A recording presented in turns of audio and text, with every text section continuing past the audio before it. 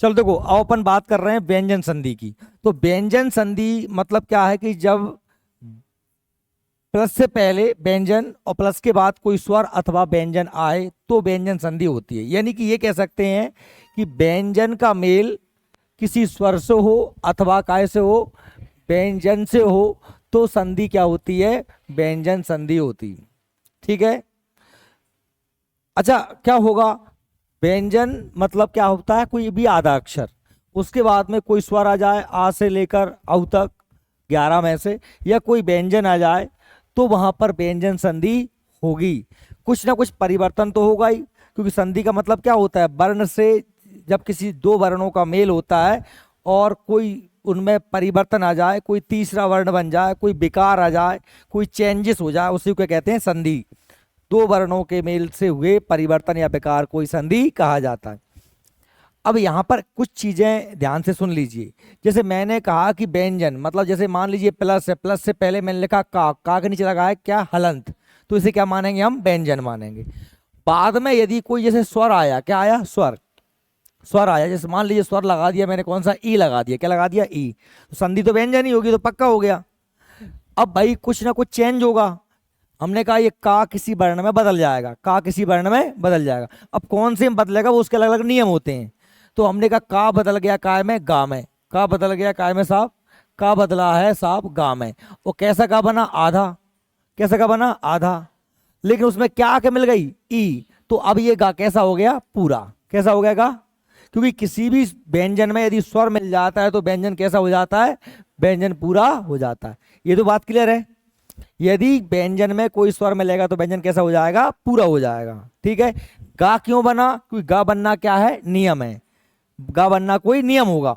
अब वो गा बनना है कि चा बनना है कि छा बनना, वो बात की बात है। अभी समझा रहा हूं कि सिर्फ इतनी सी बात समझाना है कि यदि व्यंजन में कोई स्वर मिलेगा तो व्यंजन पूरा हो जाएगा। अब बात करते हैं कि व्यंजन में कोई क्या मिलता है? व्यंजन मिलता है। क्या मिलता है? व्यंजन में कोई व्यंजन मिलता है। जैसे मैंने कहा कि व्यंजन में भाई, हमने कहा कि साहब पा मिल गया। क्या मिल गया? पा। या पा नहीं मिला तो हम कोई और मिला देते हैं। जैसे मैंने कह दिया वाह मिल गया। क्या मिल गया? वाह। अब वाह व्यंजन है। का खा गा घा अंगा पूरे कितने 33 व्यंजन होते हैं, तो कोई व्यंजन मिल गया। अब व्यंजन मिलेगा तो का बदलेगा तो गा में ही। का बदलेगा तो गा में। लेकिन गा कैसा बनेगा? आधा गा। क्या बनेगा? आधा गा। क्यों बना? क्योंकि उसमें क्या मिला है? व्यंजन मिला है। और बा में ही गा मिल जाएगा। समझ गए मेरी बात? ये क्लियर है ना? यहां आधा क्यों बना, यहां पूरा क्यों हो गया? क्लियर हो गया ना? ये दिमाग में रखोगे ना आप? सुन लिया क्या? यदि बाद में व्यंजन के बाद में कोई स्वर है तो व्यंजन पूरा होगा, और कोई व्यंजन है तो व्यंजन आधा ही रहेगा। ये क्लियर है?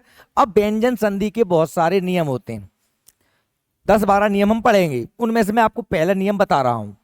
फर्स्ट नियम क्या है? पहला नियम है नियम नंबर 1। नियम नंबर 1 मैं जो लिख रहा हूं ये नियम नंबर 1 है। इसमें ये कह रहा है कि प्रथम वर्ण, मतलब क्या है? पहले वर्ण समझ लीजिए। ये जो लिखे हैं ये वर्ण लिखे हैं, 25 अक्षर होते हैं का से लेकर मां तक। इनको हम स्पर्श व्यंजन कहते हैं। क्या कहते हैं इन्हें हम? स्पर्श व्यंजन है ये। स्पर्श व्यंजन जो होते हैं वो कितने होते हैं साहब? 25 होते हैं। कितने होते हैं? 25। ये नहीं मैं वर्णमाला में आपको पढ़ा के आ चुका हूं। तो ये सभी अक्षर कौन से हैं? प्रथम वर्ण है। का चा टा ता पा क्या है? पहले वर्ण।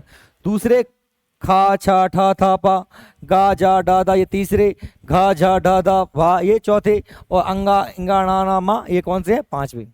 तो जब भी मैं प्रथम वर्ण कहूंगा तो आप क्या समझोगे? का चा टा ता पा। द्वितीय वर्ण मतलब ये, तृतीय वर्ण, चतुर्थ वर्ण और पंचम वर्ण। समझ में आ गई क्या मेरी बात? इस बात को दिमाग में रख लेना, क्योंकि अभी हम नियम पढ़ रहे हैं।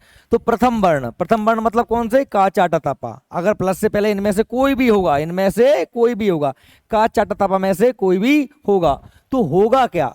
तो ये होगा कि भाई बाद में, ये तो पहले तो प्रथम वर्ण आ गया, बाद में क्या आ जाए? कोई स्वर आ जाए। क्या आ जाए? कोई स्वर। स्वर तुम जानते हो, आ से लेके औ तक 11 स्वर होते हैं। आ ई उ ऋ ए ऐ ओ औ तक कितने स्वर होते हैं? 11। कोई स्वर आ जाए या फिर स्वर ना आए तो फिर तीसरा चौथा पांचवा वर्ण आ जाए। कौन सा जाए? अब तीसरा चौथा पांचवा वर्ण मतलब तीसरा गा घा अंगा जा झा या ड़ा ड़ा ड़ा दा धा ना, समझ रहे हो? तीसरा चौथा पांचवा वर्ण आ जाए, अरे तीसरा चौथा ही मान लो, पांचवा मत लगाओ, पांचवा तो उसमें आ जाएगा व्यंजन संधि में, उसमें विसर्ग संधि में। तीसरा चौथा और तीसरा चौथा वर्ण आ जाए। अब तीसरा चौथा वर्ण कौन सा होता है? तीसरा चौथा वर्ण कौन सा होता है? गा और घा की लाइन, गा जा डा धा, घा झा डा धा भा, यानी तीसरा वर्ण आ जाए या फिर चौथा वर्ण है। देखो दो पॉइंट कही है, प्लस से पहले तो पहला अक्षर हो, प्लस के बाद में या तो कोई स्वर हो, या फिर तीसरा चौथा वर्ण हो, या फिर क्या हो, या रा ला वा हा में से कोई एक अक्षर, काय में से, ठीक है। तो हमने ये कहा अभी तक, ये पहला नियम, अच्छे से नियम को समझ लेना, बिना नियम के संधि मत करना। व्यंजन संधि का पहला नियम कहता है कि यदि प्रथम वर्ण का मेल, किसका? प्रथम वर्ण का मेल तीसरे चौथे से या स्वर से अथवा यारा लावा से हो, अथवा यारा लावा से हो, तो होगा क्या? तो ये होगा कि जो प्रथम वर्ण है, यानी जो पहला वर्ण है, अपने ही लाइन के, अपने ही वर्ग के, मतलब का बदल जाएगा काय में, गा में। अगर पहला का होगा तो काय में बदलेगा, गा में। चा है तो जा में, टा है तो डा में, है ना, ता है तो दा में, पा है तो बा में। ये बात क्लियर है ना? अपने ही वर्ग के तीसरे वर्ण में बदल जाएगा। कब बदलेगा? जब प्लस के बाद कोई स्वर तीसरा चौथा या रा लावा हो, स्वर तीसरा चौथा या रा लावा हो, तो वह पहला अक्षर अपने ही वर्ग के तीसरे वर्ण में बदल जाएगा। ठीक है, क्लियर है ना? अब हम इसके कुछ नियम, कुछ उदाहरण देखते हैं। जैसे मैंने कहा आपसे बाक धन ईश, क्या कहा? बाक धन ईश। अब बाक धन ईश कहा तो आप लोगों को दिख रहा है क्या कुछ? यहां पर समझिए क्या दिख रहा है। इधर देखो ना, का है पहले, का पहला वर्ण है कि नहीं है? है। और बाद में क्या है? ई है। ई कोई स्वर होता है ना, तो अब हम जानते हैं क्या हो जाएगा, क्या हो जाएगा? पहला वर्ण अपने ही तीसरे वर्ण में, और का तीसरा वर्ण क्या होता है? जिसको नहीं पता वो ऐसे गिन लो ना, का खा गा, क्या हो गया? गा। हमने लिखा वा, का बन गया क्या? गा। का आधा था तो मैंने गा आधा लिख दिया, पर इसमें गा में क्या लगा? छोटी की मात्रा, सॉरी बड़ी की मात्रा। क्या लगी? बड़ी की मात्रा। तो ये क्या हो गया? ये बागीस हो गया। क्या हो गया? बागीस। अच्छा, अब मैं इसी का एक व्यंजन से मिल कराता हूं, है ना। जैसे मैंने कहा कि एक और दूसरा उदाहरण लिखता हूं मैं आपके सामने कि दिक दिक धन गज, दिक धन गज, दिग्गज। चलिए देखते हैं क्या प्लस से पहले पहला वर्ण है क्या? दिख रहा है ना? का है। का कौन सा वर्ण है? पहला है। और प्लस के बाद में क्या है बताओ? प्लस के बाद में क्या है? तीसरा वर्ण। बोलो, व्यंजन मत बोलो, व्यंजन तो अब संधि है हो रही है भाई। गा है, कौन सा अक्षर है? गा। और गा कौन सा अक्षर होता है? का खा गा, अगेन लो, गा तीसरा है। तो आप देखो ना, यहां पर तीसरा चौथा में से कोई एक हो, तो ये कौन सा अक्षर मिल रहा है? समझ में आ रही क्या मेरी बात? तो क्या होगा ऐसी कंडीशन में, जब हम जानते हैं कि प्लस के बाद, प्रथम वर्ण के बाद कोई स्वर तीसरा चौथा या यार आला हो, तो प्रथम वर्ण अपने ही वर्ग के तीसरे में, तो को क्या है? का। और का तीसरा का खा गा, तो बताओ क्या हो जाएगा? का बदले काय में? गा में। आधे गा में क्यों बदला है? क्योंकि का कैसा है? आधा ही है। और उसमें बाद में क्या लिख देंगे हम? गज। तो अब यहां पर आधा का आधा रहा, लेकिन यहां हो गया पूरा। क्यों हो गया? आपको इस पर समझ में अब आ गया होगा, क्योंकि भैया यहां पर ई आके मिल गई थी और यहां पर आके गा मिला है। व्यंजन कभी भी व्यंजन को पूरा नहीं करता। समझ में आ रही क्या मेरी बात? क्लियर है ना? तो अब मैं आपको कुछ और उदाहरण दे दूं, पर याद ये रखना है कि जैसे मैं यहां से गया, जैसे मैं यहां से गया, जैसे मैंने ये समझ लीजिए, अभी आपको दिक्कत काय में आएगी मैं आपको बता दूं। जैसे अब आपको मैं लिखूंगा बागीस, समझना मेरी बात को।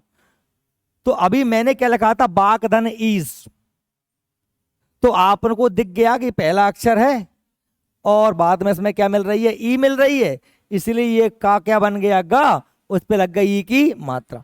अब दिक्कत यहां तब होगी जब मैं आपको बाक धनीश नहीं लिखूंगा, अब आपको मैं क्या लिख के दूंगा, बागीस, और अब आपको क्या करना है, बाक धन ईस। अब बात यहां पर ये आती है कि सर हम कैसे पहचानेंगे कि इसमें इसका बाक धन ईस होगा, वो तो हमको दिख रहा था कि प्लस से पहले का है, बाद में ई है, तो हमने नियम पढ़ा है कि पहले वर्ण के बाद कोई स्वर, तीसरा चौथा या रालावा मिले तो वह पहला अक्षर अपने ही लाइन के तीसरे अक्षर में बदलता है। पर सर अब एस को हम कैसे करेंगे, ये तो समस्या हो गई हमारे लिए, क्योंकि मैं तो आपको ऐसे ही लिख के दूंगा। पर भैया ये वही बात है कि जैसे मैंने 1 2 3 कदम आगे बढ़ा हूं, तो 1 2 3 कदम मैं पीछे भी तो आ सकता हूं, नहीं आ सकता हूं।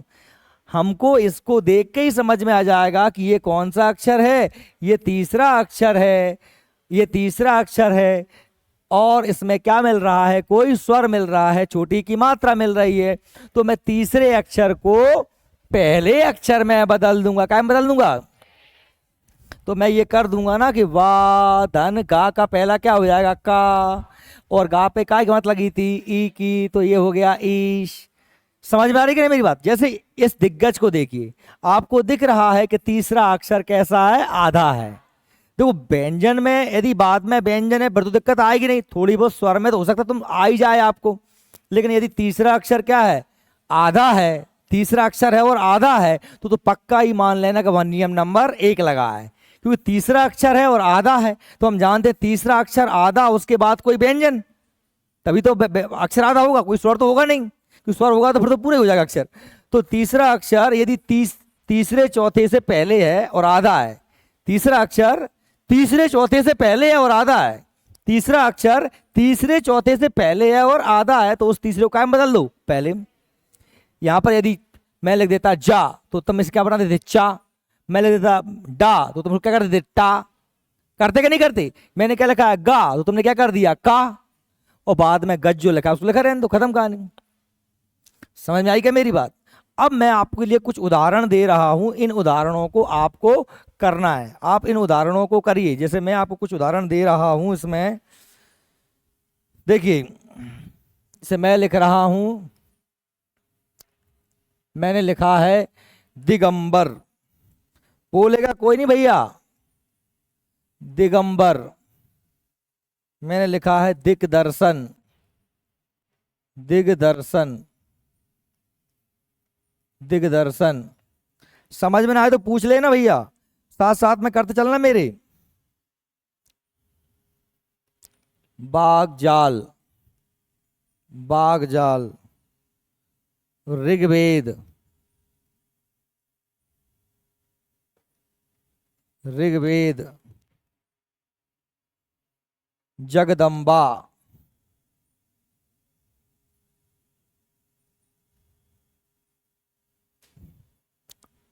तद्भव,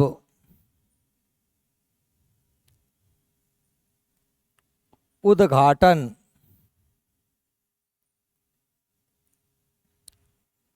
उद्घाटन, सदाचार, सदाचार, जगदीश, जगदीश, सडानन, सडानन, सदगति,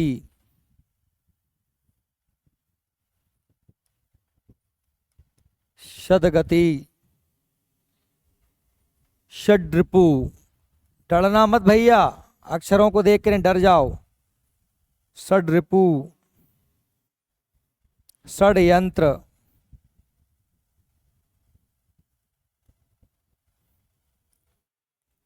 चलो इन्हें करिए फटाफट आप लोग,